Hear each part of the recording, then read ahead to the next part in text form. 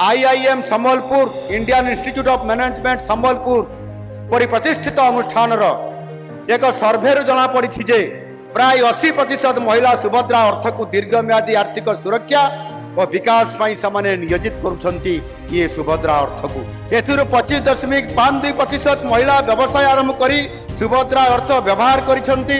अनुसूचित जातिर महिला मध्य एही हार 30.25%, यह सहित 63.9% महिला निजे आर्थिक निष्पत्ति नेउथुबा एवं 65% महिला निजर आर्थिक स्वाधीनता बढ़ी बोली ये सर्वे जना पड़ी। 98% महिला आर्थिक दृष्टिकोण सशक्त अनुभव करुवा ये कथा से स्वीकार कर 87.19% हिताधिकारी सुभद्रा को अत्यंत उपयोगी बोली सेमाने मध्य मत प्रदान करिसेंती। ये सर्वे रिपोर्ट कहूँ आईआईएम संबलपुर सर्वे रिपोर्ट कहूँ।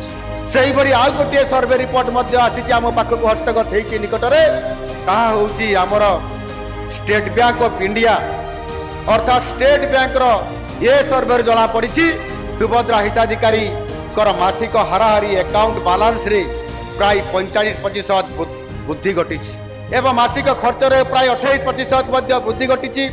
यार प्रमाण करुछि जे आपण माने आर्थिक दृष्टि पूर्व अपेक्षा भल स्थिति आड़ को अग्रगति करुछंती आउ आपण माने मध्य स्वावलंबनशील होकर धीरे धीरे आग को बढ़ुंट आउ से तो आज एठी किसी महिला मानू आम से आर्थिक प्रोत्साहन राशि प्रदान करलु।